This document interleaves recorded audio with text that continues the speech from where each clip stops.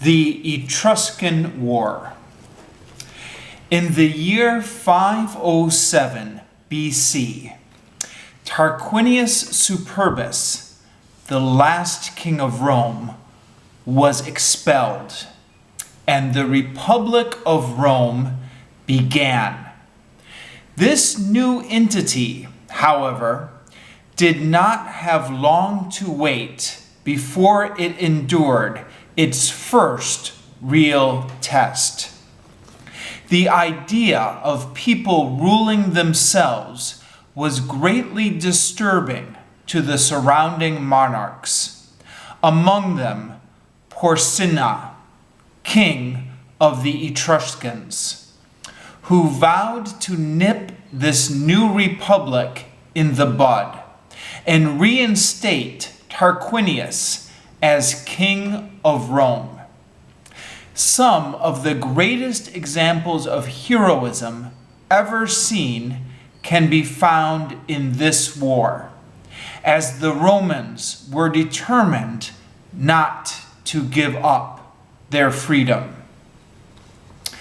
As the Etruscan army approached, the Romans set up several garrisons. At many places, they relied on the city wall or the Tiber River as a sufficient barrier.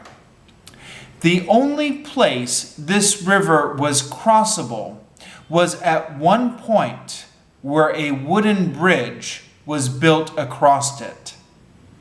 It was at this point that the Etruscans attacked, taking the garrison station there completely by surprise.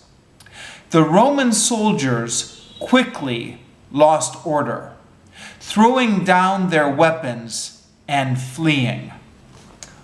One man alone stood his ground. His name was Horatius Cockles. With all the power he had, he urged his comrades to destroy the bridge by any means necessary. He offered to hold up the Etruscan army by himself while the task was being completed. Two other soldiers, Spurius Lartius and Titus Herminius, offered to help him, but he forced them to save themselves instead. As the Etruscan army approached, Horatius faced them with sword and shield ready for battle. One man against an army. He called out to them, mocking them, and challenging one after another to single combat. For a while, the Etruscans just stood there, each waiting for his neighbor to make the first move. Then, finally, they gave a fierce cry, and the first line all hurled their spears at Horatius. Horatius blocked the missiles with his shield and held his ground. The army then advanced, intending to thrust him away with their numbers. But they were stopped by the sudden sound of the collapsing bridge. Before the Etruscans could react, Horatius plunged, fully armed, into the river and swam to the other side, narrowly avoiding all the missiles the Etruscans threw at him. The attempt to take the city by assault had failed, so Porcina laid siege to it. As the siege dragged on, food became scarce. It looked like Porcina might actually starve the city into submission. One Roman, Gaius Mucius, devised a plan. He presented himself to the Roman Senate and asked permission to cross the river and enter the enemy's camp, where he would assassinate Porsenna. The Senate granted their permission. Concealing a dagger in his clothing, Mucius arrived at the Etruscans' camp and stood among the soldiers. There was a large crowd, since it was payday. Porsenna and his secretary sat side by side, dispensing the money to the soldiers. Since they were dressed identically, it was impossible to tell which one was which. Mucius had a 50-50 chance, and he took it, pushing his way through the crowd and stabbing one of the men. He then tried to make his escape, but he was quickly apprehended. King Porsenna now had one less secretary. Mucius was brought before Porsenna.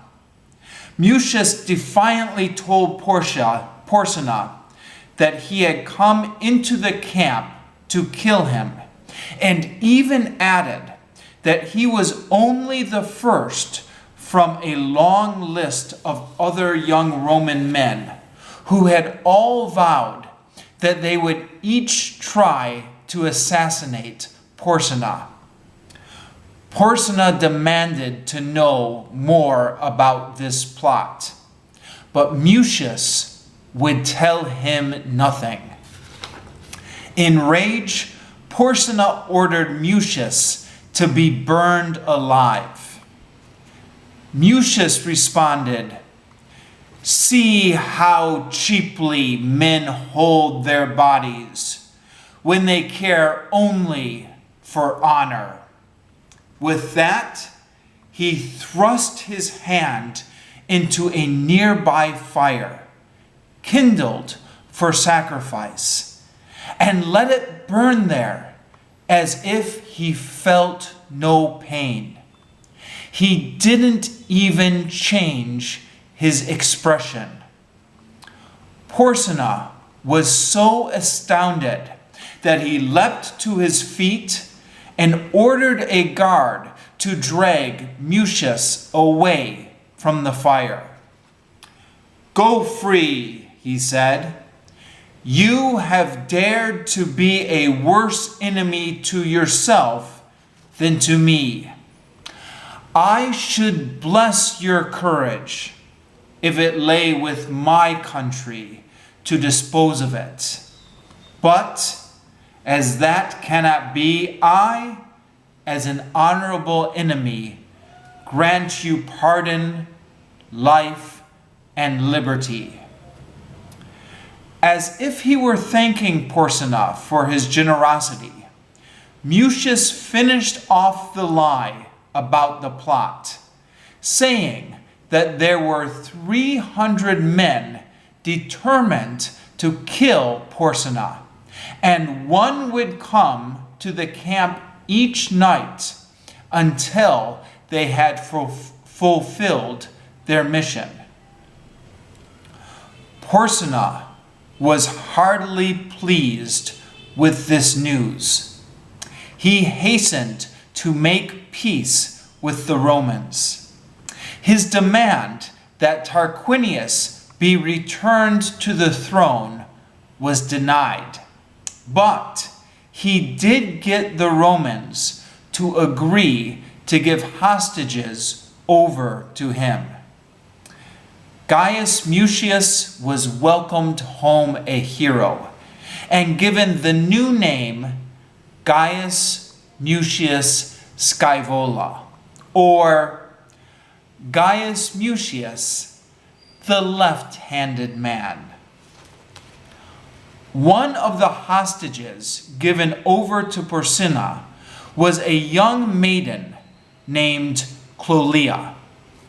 One day, when the army was camped by the Tiber, she and some other girls who agreed to follow her eluded the guards, dove into the Tiber, swam through a rain of missiles to safety, and then journeyed back to Rome.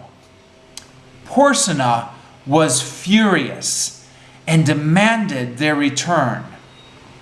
Later, as his anger subsided, he admitted he had been impressed by their bravery and agreed to let the girls stay free.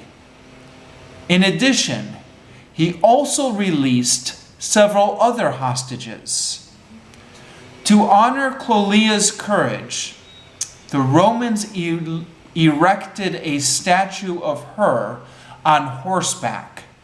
The first time in history a woman was honored in this way.